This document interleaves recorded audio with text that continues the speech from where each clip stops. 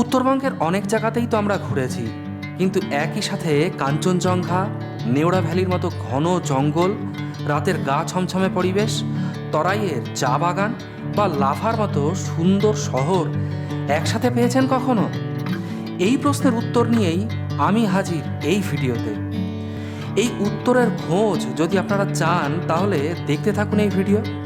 এই ভিডিওতেই আপনারা পাবেন এই স্থানের সম্পর্কে বিস্তারিত তথ্য, পাবেন ট্যুর এজেন্সির ডিটেলস, পাবেন সমস্ত খরচা তালিকা।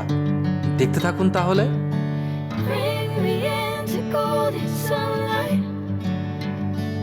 If I'm going with you, I know we'll get to the other side. Sinking in, I know this feels right. Catching a breeze, love moving through me like a wildfire, like a wildfire.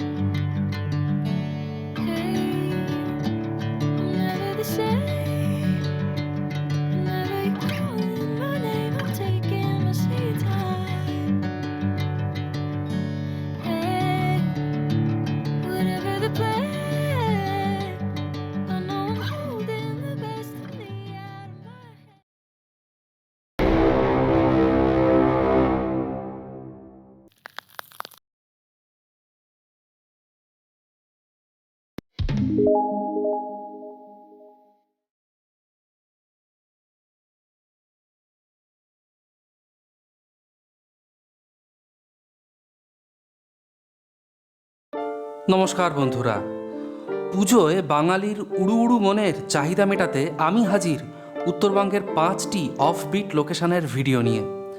এই ভিডিওগুলিতেই আপনারা পাবেন এই সব স্থানের বিস্তারিত তথ্য, কিভাবে এখানে যাবেন, কোথায় বুকিং করবেন জানতে পারবেন।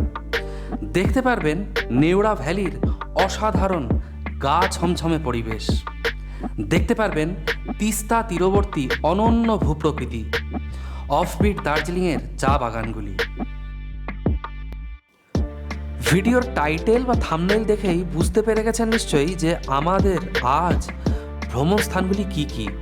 হ্যাঁ, আজ আমাদের ভ্রমণ স্থানগুলির মধ্যে রয়েছে কালিম্পংয়ের সেই বিখ্যাত সারদা বাংলো মানে ডেলো, রয়েছে কালিম্পংয়ের Hanuman top, Dalapchan monastery, cactus garden, Buddha park ইত্যাদি। আজকাল অফবিট ভ্রমণ স্থানের চক্করে প্রধান ভ্রমণ স্থানগুলি কেমন যেন হারিয়ে যেতে বসেছে। তবে এই ভিডিওতে আপনি দেখতে পাবেন কালিম্পংয়ের সেই সব বিখ্যাত ভ্রমণ স্থানগুলি। আচ্ছা, একটা কথা একটু বলে রাখি, উত্তরবঙ্গে গন্তব্য যদি হয় একাধিক অফবিট স্পট, তাহলে সেই সব জায়গা সময় মতো বুকিং করা আর এদের মধ্যে সংযোগ রক্ষাকারী গাড়ি পাওয়াটা কিন্তু আজকাল খুবই কঠিন ব্যাপার, বিশেষ করে গরমের ছুটি বা পুজোয় যেভাবে ভিড় হচ্ছে পাহাড়ে। তাই এ বিষয়ে সহজ সমাধান এনেছে মধ্যমগ্রামের ট্রাভেল এটার্নিয়া। কনসাল্ট করার সাথে সাথেই পেয়ে যাবেন ট্যুর প্ল্যানের ডিটেলস, একেবারে রাস্তা ও অন দ্য ওয়ে বিভিন্ন স্পটের ডিটেলস সহ। ব্যবস্থাপনা ও পেমেন্ট সিস্টেম খুবই সুন্দর। কালিম্পং আসার প্রধানত দুটি পথ আছে, একটি সেবক রোড ধরে তিস্তা বাজার হয়ে, আর একটি পথ আসে গরুবাথান হয়ে লাভার রাস্তা ধরে। এর মধ্যে গরুবাথানের রাস্তা দীর্ঘ হলেও চা বাগানগুলির সৌন্দর্যে ভরপুর। রাস্তা পছন্দে যাতে আপনাদের সুবিধা হয় তাই দেওয়া থাকলো বেশ কিছু রাস্তার ভিডিও। এছাড়া আগের ভিডিওতেও গরুবাথানের রাস্তার ডিটেইল কভারেজ দেখিয়েছি। এবার আসুন আজকের প্রধান স্থানগুলি দেখা যাক। আসলে কালিম্পং দুটি পাহাড়ের সংযোগ রক্ষাকারী স্থান। এর মধ্যে একটি হলো ডেলো পাহাড় ও অপরটি দুরপিন। ডেলো 1700 মিটার উচ্চতায় অবস্থিত অসাধারণ সুন্দর স্থান। একে একটি পার্ক বললেও ভুল হবে না, কারণ সারা ডেলো পাহাড় জুড়ে ফুল গাছ, খেলার স্থান, বাগান ভর্তি, যেখান থেকে যেদিকেই তাকাবেন সেদিকেই 360 ডিগ্রি ভিউ পাবেন। তার সাথে দেখতে পাবেন সেই বাংলো যার সাথে জড়িয়ে সারদা কেলেঙ্কারির মতো ঘটনা। আজও এখানকার স্পেশাল গেস্টরা এসে থাকেন এই বাংলোতে। এই পার্কে ঢুকতে আপনাকে এন্ট্রি ফি দিতে হবে মাথাপিছু 20 টাকা।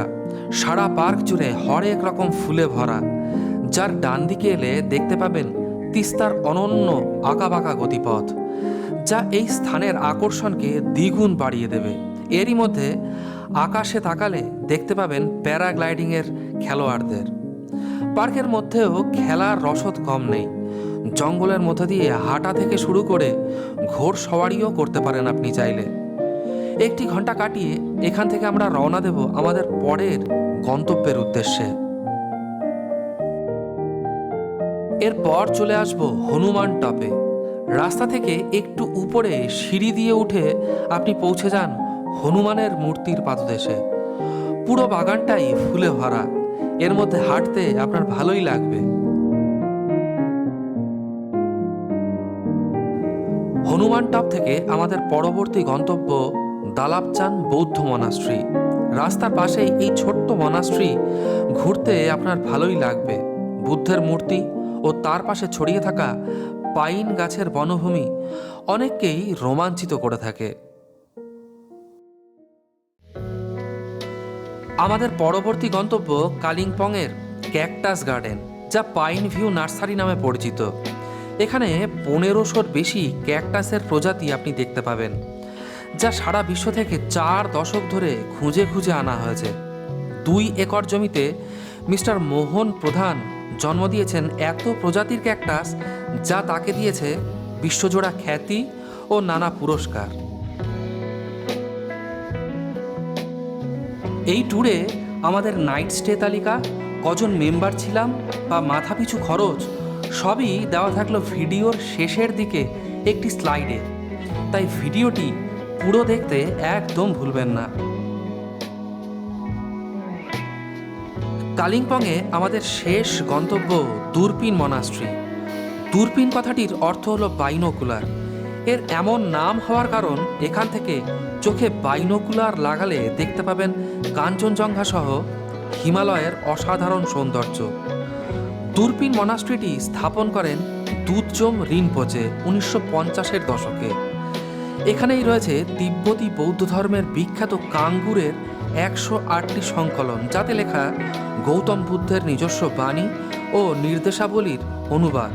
এই মনাস্ট্রিটির আসল নাম জ্যাংঢোক পালরি ফোডাং।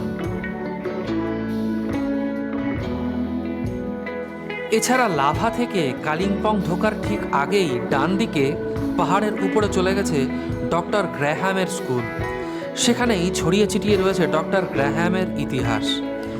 আগে সিল্ক রুট করার সময় এখানে এসেছিলাম, ওই ভিডিওতেই আপনি পাবেন এই স্থানের ডিটেলস।